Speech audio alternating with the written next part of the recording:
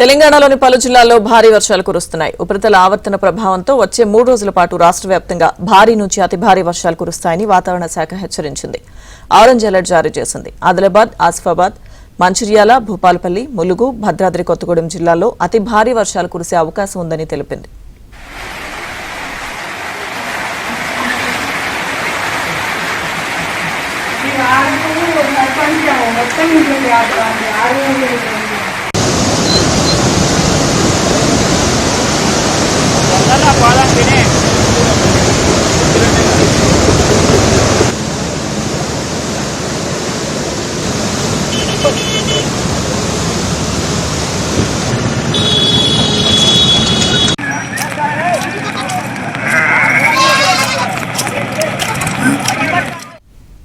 పెద్దపల్లి జిల్లాలో ఎడతెరిపి లేకుండా కురుస్తున్న వర్షానికి వాగులు, వంకలు పొంగిపొర్లుతున్నాయి.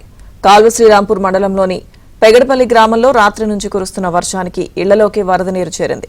దీంతో కాలనీ వాసులు తీవ్ర ఇబ్బందులు పడ్డారు. వరద నీటిలోనే కాలం వెళ్లదీస్తున్నారు.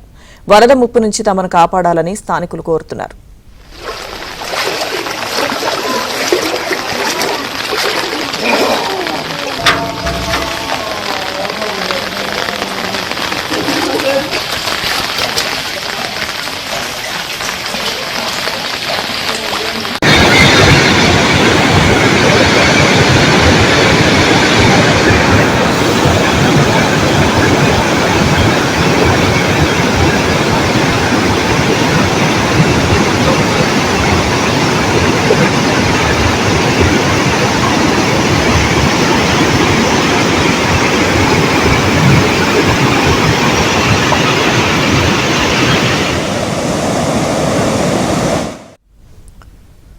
మంచిర్యాల జిల్లాలో 2 రోజులుగా కురిసిన భారీ వర్షానికి వాగులు పొంగిపొర్లుతున్నాయి.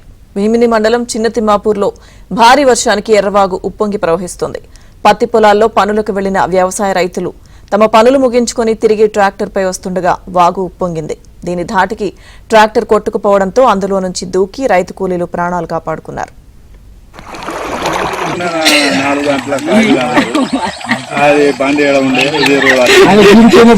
ఆయన గాడికి ఇంటిపోతాడు, గాడికి ఇంకా ఉన్నది అటు ఆయన అట్లా పడి అటుపోతాడు. అప్పుడు ఆయన చాలా ఇట్లా పడి ఎయితో మేము పోతాం ఎప్పుడు ఆయన ఒక ఫోటోది మంచిగా.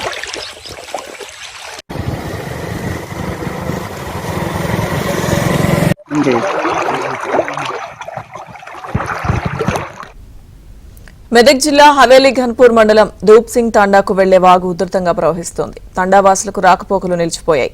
2021లో 3 కోట్ల వ్యయంతో నిర్మాణ పనులు ప్రారంభం చేశారు. కాంట్రాక్టర్ ఈ పనులను మధ్యలోనే వదిలేశారు. అధికారులు కాంట్రాక్టర్కు నోటీసులు ఇచ్చినప్పటికీ స్పందించలేదనే వాదన వినిపిస్తోంది. బ్రిడ్జి నిర్మాణం చేపట్టాలని పలుమార్లు అధికారులకు, ప్రజాప్రతినిధులకు విన్నవించినప్పటికీ ఎవరూ స్పందించడం లేదని స్థానికులు వాపోతున్నారు. ప్రతి వానాకాలం ఇదే తరహాలో రాకపోకలు నిలిచిపోతున్నాయని తెలిపారు. తక్షణమే స్థానిక ఎమ్మెల్యే మైనంపల్లి రోహిత్ స్పందించి బ్రిడ్జి నిర్మాణం చేపట్టి తమను ఆదుకోవాలని విజ్ఞప్తి చేశారు.